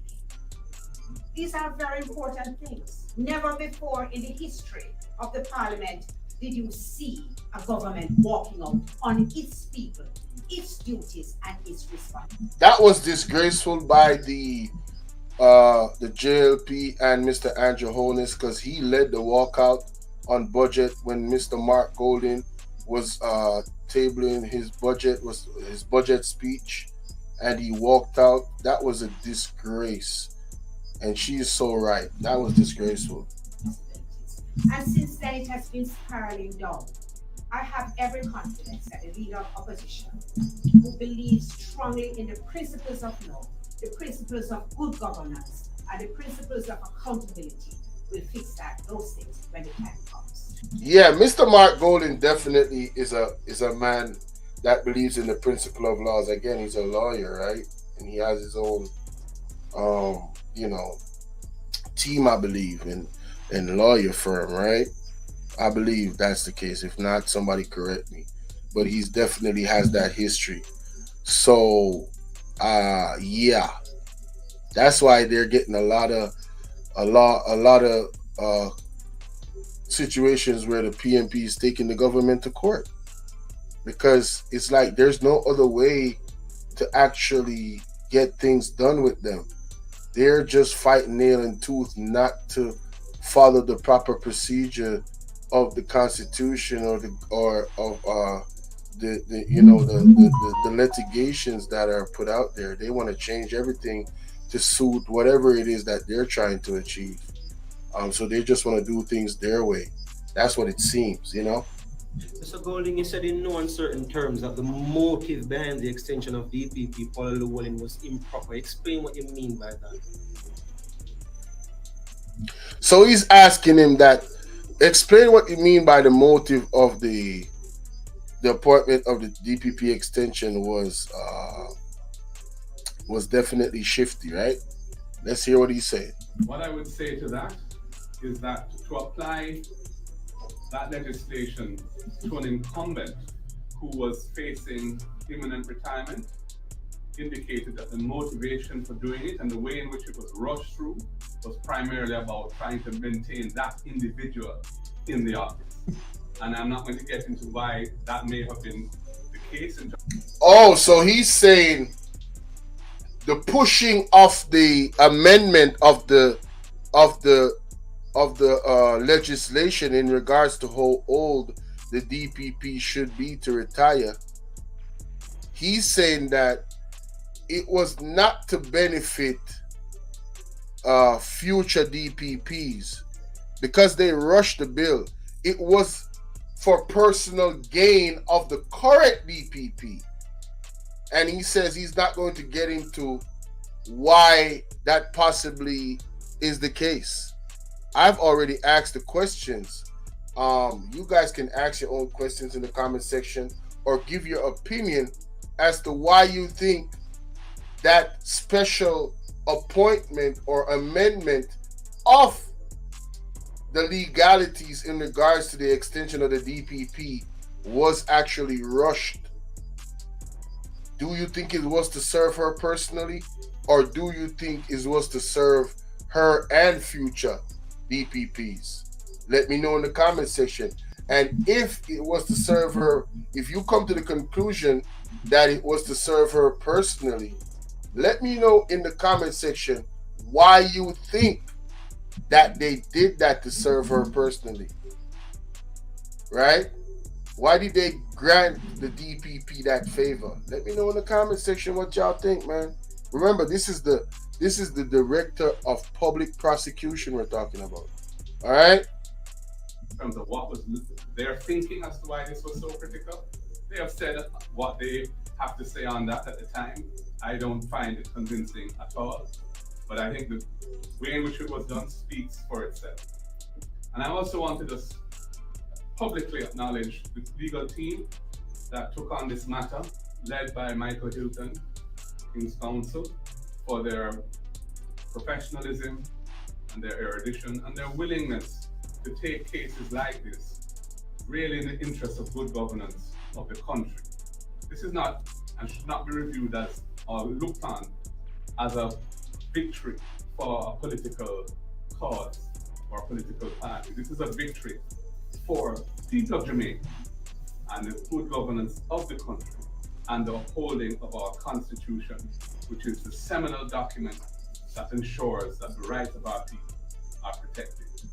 So, in conclusion, Mr. Mark Golden is saying that this is not a win for a political party. This is a win for the Constitution. This is a win for the people of Jamaica. This is a win for the application of good governance.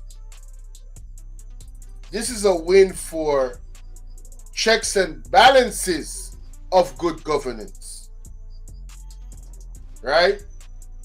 This is a win for our people and for us as a country moving forward, not for a political party. And I think it's very important that we say that on the record so that people will regard this appropriately. Thank you. Mr. Golding, according to Mr. Paul, this was not about the holder of the office, but both you and your predecessor have raised concerns about the holder of the office. Had it been someone else in the position, would you have pursued the same course? Yes, we would have, because the issue was not primarily about who the incumbent was, but was the way in which it was done and how it was essentially bypassing an established constitutional procedure, which was very clear and had good reasons behind it, in a way which the Constitution never contemplated. Yes, it is true that my predecessor, when the original extension of request for an extension of the DPP's term of office came up, had said that we didn't support it, and the reasons were put in writing, and so on. But I don't want this to be about that individual. I want this to be about the principle at stake. It's clear the government does not intend to back down and intends to push this further into an appeal. It could go as far as the Privy Council.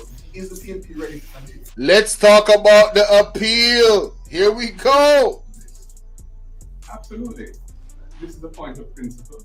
The court has ruled in a way which we think is correct, and that upholds the issue and the concern and the cause that led us to bring these proceedings in the first place.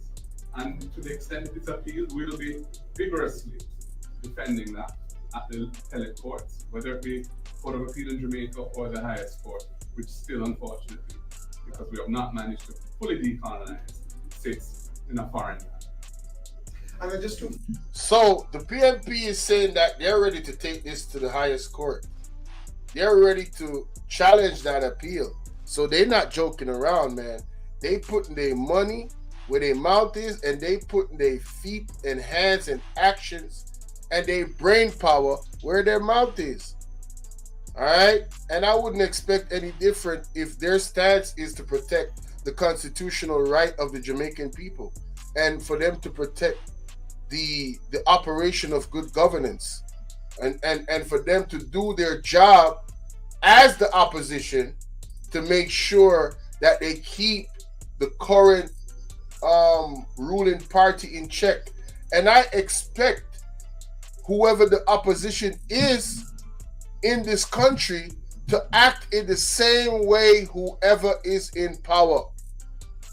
This is why you need an active opposition, so that the government that's in power doesn't just go around doing whatever they want without any checks and balances.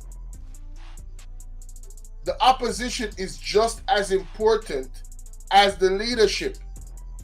It's yin and yang. It creates balance if it's done the right way. This is democracy.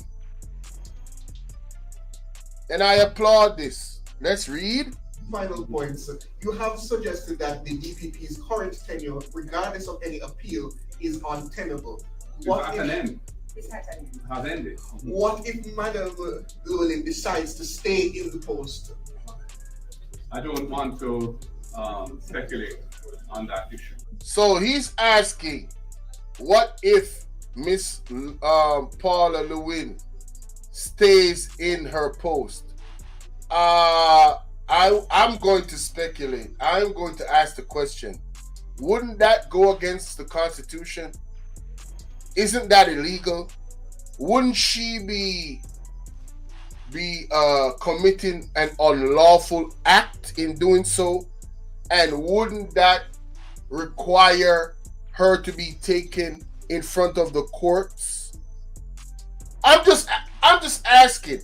I don't know nothing about nothing. I'm just asking. Somebody that understands the legalities, please answer me in the comment section. But if not, we shall definitely be staying tuned to this story to see how it all unfolds and to see what does Miss Paula Llewellyn actually do. Will she bow out gracefully, or will she be stubborn, persistent, unyielding of her position that she formerly held just hours ago? Let's continue. I think in light of paragraph 172 of the judgment handed down today, that would be a most unwise thing for Madam Llewellyn, Miss Llewellyn to do. Woo! Now that's lawyer talk right there. That's lawyer talk right there.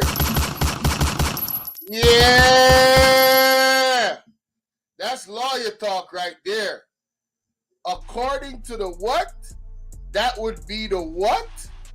The most unwise thing to do. I love it. That tickles me. Shout out to Miss Genesis. I got that from Miss Genesis. That absolutely tickles me when he said that. That would be most unwise to do, Miss Paula Llewellyn. Damn. And I hope she doesn't seek to do that. And then just finally, the matter of the Auditor General's reports and the Integrity Commission reports as well. As you've noted, the Speaker of the House has sort of backed away from her initial position. Does the PNP see a need, if potentially, to bring it further to, say, a court as you have done in this matter? We may well, because the position that was taken in relation to the two reports, one on the tax administration, Jamaica, and the other on the FSC, and her final inclination to table them was as a result of immense pressure that was being brought to do that. The Speaker has not said that the ruling which she gave late last year no longer applies. And that suggests to me that they will continue to seek to be able to delay the tabling of reports. And I must tell you that I believe the motivations behind that are entirely political. Woo! So there was a ruling that the House Speaker gave last year, and based off the Auditor General's reports and recommendations, she has not retracted that ruling. So Mr. Mark Golden is saying, in his estimate, they're still going to delay reports. And I'm just going to tell you, Jamaican people, man, from the diaspora or here in Jamaica, if you're on the fence about what this government is doing, I want you to look at a few things. One, our prime minister is under investigation. This is a fact. This is not innuendo. This is not nothing. There is documentation, right? Paperwork to prove this, that he's under investigation. All right. There's newspaper articles out there since 2021 that states that he's under investigation. 2, he has not declared his assets. Right? Not declared his assets. 3, they have not signed the code of conduct of the Integrity Commission. 4, they have not, and that's the opposition, they have not signed it. Right? 4, right? He has issued a gag order on all parliamentarians to not speak on the investigation of the Integrity Commission on the 6th illicit in Parliament. Right? 6, they are delaying reports coming from the Auditor General, and they're delaying reports, period, in regards to the exposing of these situations that are issues, right? I don't know if you need anything else for you to go like, something is very wrong with this. All right? I mean, you don't need to know the specific of what's wrong to know that something is very, very wrong based off the actions of the current ruling administration. Again, I'm not a supporter of the PMP. I am an independent thinker, and I'm an independent Jamaican, right? I'm looking at the situation for what it is. All right? And we're just speaking the truth. It no look good. It look very, very bad. Me Jamaican people, wanna listen what me I say. Let me talk in a few native language or few language. Let me chat to you a little bit. It no look good. It look disgraceful. You understand what I say? It look like some tenement yard business them are going with in the government. You understand what I say? The man them a run party shop. The man them a run family business.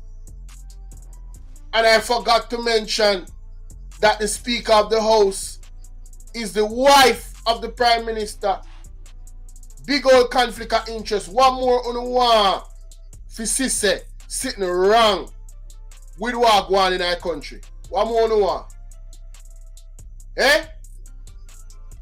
Forget this die-hearted foolishness. Done with that now. You understand? If the Prime Minister, whoever the Prime Minister is, or whoever the government is, if they not perform them duties as they should, we need to get them out expeditiously, immediately, right away. Right damn now. We're tired. We're tired of the dragging of the foot. We're tired. We're tired of living in our country where them now push the development of the people for the people and become wealthy, for the people and become educated. We're tired of that now. Right? We're tired of it. We're tired of the government official them allegedly a thief with taxpayer money. We're tired of it. I would love for them to give us an option for us not to pay taxes. Right? And make we use our own money and organize and develop our own community. And we can tell you something. How fast the community would have developed. In a real time. And I have a plan on how we can achieve that collectively as a small community. if we have 20,000 people in our community, say for instance, Portland, say for instance, Westmoreland. How much people live in Westmoreland? How much people live in Westmoreland? Eh? Let us say 30,000 people live in Westmoreland. And make we take 15,000 out of 30,000 people in Westmoreland. Let us say 15,000 of them people they are work and they have job. Right? And they have their money. They are hustler, whatever the case might be. Make we do the maths now. Me I show you say we don't need the government. We don't really need them. If them are going to continue the way them are continue. In my opinion. Right? Probably we need to be sovereign. Probably we need to be like the maroon them. Right? Probably we need to just have we own a parish right and just deal with our thing. And govern with self. And have we own government. Because to all them people they are behave. We just tired of them, brother. If you don't really want to know what Bolo think, this is how me think.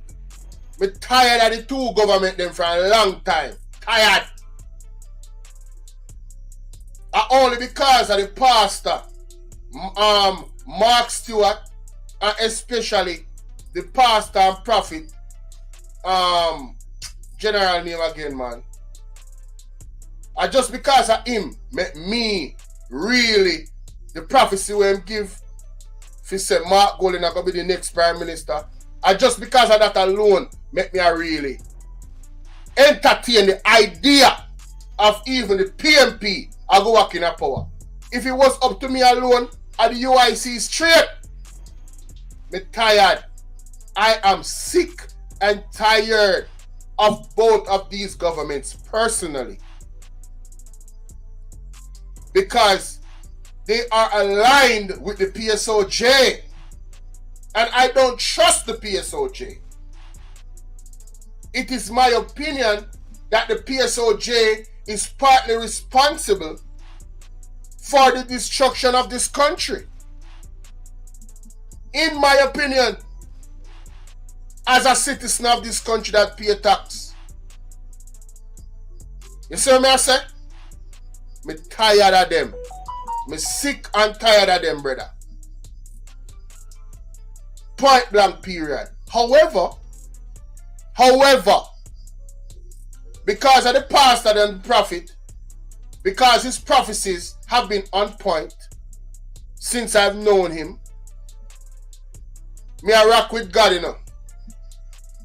Me I rock with God in that this current administration is going to be exposed. And they're going to go down, down, down. And he's going to lose power and he's going to be fully exposed for the illegalities that they've committed and the atrocities that they've allegedly committed, right? That has not yet proven, but the allegations are there. I believe, based off the prophecy, that them are going to get exposed. That is the only reason who make me entertain a Mark Llewellyn winning the election. Even possible happening. That's the only damn reason. No other reason. So me no want none of Jamaican people them we are die-hearted come over here and come think say because on see me document certain things. Me no want to feel like say me really like none of two major party them. So me just want to make that clear. Not this a boy. Not this a man here as a matter of fact. I'm a boy. Not this man. Me can tell you that right now. So let me go back to how easy it is for us to be void to appoint an independent of the government of Jamaica or any government in the world by uniting. Because I was speaking to the First Lady about this earlier today. and she encouraged me to write it down. I have not. It's in my head. And now I'm going to verbalize it to you guys. Not in a long, drawn-out order, but in short order. I'm going to show you how easy it is for us to affect real change in our own community with the power of our own dollars. Now, everybody can admit that there are expenses that you use that you don't need to use. There's things that you buy that you don't need to buy. All of us waste money in our things what we don't need to waste. Buying an extra bottle of rum at the party, buying an extra bottle of Hennessy at the party, buying an extra shoes where you don't need because you have 100 pair. You know, these are some examples of what we don't need to do, but we actually do it same way. So, here I go now. We have 15,000 people in our Westmoreland. We have work. The other half of them now work, but them are family, you know. Everybody a family, you know. The 15,000 we have work, I affect the next 15,000 because them are family. Right? Not saying that all that 15,000 are family, but somebody in that 15,000 are family to somebody else in the 15,000. So, it's all family. So, 15,000 people saving 10,000 Jamaican dollars a month, which is less than 100 US. So times 15,000 by 10,000. In 1 month, yes, emotional spending, Miss Genesis one, exactly. In a 1 month, the 15,000 people where they are Westmoreland can accumulate 150 million Jamaican dollars. Now, of course, you guys will have to do this in a joint account setting. Only can check out how to do that, where illegal, where everybody under the same account, or is only can establish a company where everybody is actually a stakeholder in the company, have ownership for the company. So only can run the company account through the bank and save only $10,000 a month towards the company. Una gonna come up with $150 million in a 1 month. Now, how much that for the year times that by 12?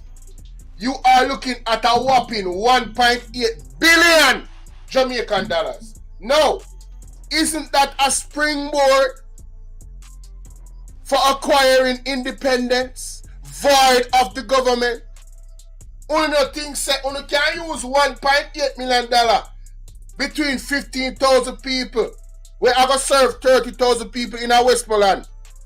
To serve the interests of those people in Westmoreland. How much funds is being allocated from the government to put into fixing Westmoreland? And then look at how much money the people in a Westmoreland can actually unite collectively, we are work and come together within a year to acquire for themselves. Because me I talk to my Jamaican people now, so me I chat in a pot point now, only me I talk to, you know. I want to listen what me I say, you know. You understand? I want to share the life, you know. Especially that part, you know. Time stamp this. As a matter of fact, me I go put this out differently because I'm really a chat tune right now. 1.8 billion Jamaican dollars can be saved in a year between 15,000 people in our parish. So what you tell me, say, we can't get out of position over there now. We can't come from under the thumb of the government, and that's not try to tell me, say, come on, man, madness. It takes discipline, right? Only can't watch the money for personal gain. That's the first thing. It's for collective gain. It would be for you guys to what? Buy up land, put up infrastructure, build your own supermarket. Right? You know, I gonna need police and soldier in the family too, you know. You know, gonna need lawyer too, you know. You have to be organized, you know, to make sure that you stay within the parameters of the law with everything you wanna do, you know, because with an effort like this to free yourself of under the thumbs of the government, with a corrupt government, you can be damn sure they're going to try to sabotage you. So now be smart. But what I'm saying is, look at the springboard where you can get from coming together 15,000 people in our parish. We just use Westmoreland as an example. 15,000 people in our, how much people there in Jamaica? 2.8 million. Me sure say more than 15,000 people there in our parish. Alright? But make we use the 15,000 as an example. When you carry $1.8 billion and you have that in the bank, do you know how much money the bank will lend you as a corporation, a registered corporation? So as to build houses, apartments, get a big land with water upon it, where river run through, so you can feed yourself and actually export organic food. With that type of money, you can invest in a technology to make sure say you actually produce more food faster, which is still organic food. So you can increase what? Your productivity, which will increase the money we are go into the organization again. And then we do other projects again based off of the profit of that. That's going to benefit the whole 15,000 plus their family then. No, this organization again will not profit an individual, but the contribution of the individual would be passed down from generation to generation to generation. So as the benefits of the contribution will definitely be felt by the persons contributing. Everybody in that 15,000 there, in a 5 to 10 year period, one, we're not going to eliminate buying food because we don't have farms, we don't have supermarkets where we would have food in a for feed, you know. So we're not going to feed on yourself and still make money off of the farm to keep the farm running and also get a profit. You don't hear me I say. You don't hear me I say. You just imagine that. Imagine you have a farm, you know, goat expensive. There's so much ways we can take this thing. But it's a springboard of 1.8 billion Jamaican dollar. And the next year, you're going to do the same thing again. You're going to continue to save the $10,000 a month. And still come up with the next 1.8 billion. Obviously, the bank are going to give you time to pay back the money. You know? And it will give you a long time too. Because they want the interest. So you can choose whether to take your time to pay it back, or speed it up, or do intervals of paying it back. But again, you still have the next $1.8 billion to play with the next year. And the next year after another 1.8 billion. This money doesn't have to come out of the bank account of the company. So you're looking at, in a 3-year period, right? Alright, let me say, in a 5-year period. Don't put 5-year period. In a 5 years, that 1.8 billion, I'm going to tell you where that will come to. $9 billion. In 5 years, 15,000 people, hard-working people in a community, in a one of the parish them in Jamaica, can acquire 9 billion Jamaican dollar. Again, me ask you know, how much money is allocated from the government to these communities for fixing the road, to make sure someone get water, all of these things. People, you know someone can send, you can start send kids go to trading classes. As a matter of fact, you can open your own trading school where they teach kids trade. So the 15,000 people them where they in this thing, full family can go there to and other family can benefit. Because them are going to pay for God school. And now you're having productive members of the community. In your own community, we are going to come build up your community more. You know so you can send 5 or 6 people who are interested in becoming engineer to make sure say them actually get the teachings them to become an engineer so they can come help fix the road them. So they permanently fix. So you can have the right type of irrigation so the water run off and I put some bag of pothole in the road. Yo, may I tell you, a Marcus Garvey me deal with. You understand? Big up Marcus Garvey, the philosophies and teaching of Marcus Garvey. Brother, sister, we don't need the government. You hear me I tell you? They do serve them purpose. But in the grand scheme of things, we have the power. And we need to take it back. We need to take it back. We need to start understand we lost them. We need to understand the Constitution. We need to read these things. How we are going to know if we need to have a change in the Constitution if we don't understand the Constitution? Right? And we probably need to have people from few side in other community that we are talking about. We understand the legalities that can explain to the people we probably can't read. Because that is a reality too. But I'm just saying, we need to invest in our own people, in our own families, in our own communities, right? So as to we can personally benefit as a collective. My you just think about it now, man. Think about 10 years, man. Yo, think about 10 years. What it mean in a 10 years? What we can achieve in a 10 years? 18 trillion Jamaican dollar. Yeah, tell me say 18 trillion Jamaican dollar. Having access to that type of money cannot serve 15,000 people with a growing family. Remember saying, if 15,000 I will grow automatically, you know. Because once you start a movement like that, you know, in your community, you know, everybody and their mother seeing it successful, I go either want to be a part of it or want to start one for themselves. Either way, it's a good look. Because now, we as a people, that 15,000, we decide to trust each other. And it's not even about trust because, you know, you have to have legal paperwork, everybody have a sign. It's something, it have a structure. See? And understanding of the different start. This is not a partner job business. You put on $10,000 where you wouldn't even think about because you were going to waste it. Power, from buying alcohol, from buying new shoes, buying new hair, buying new nails, unnecessary stuff.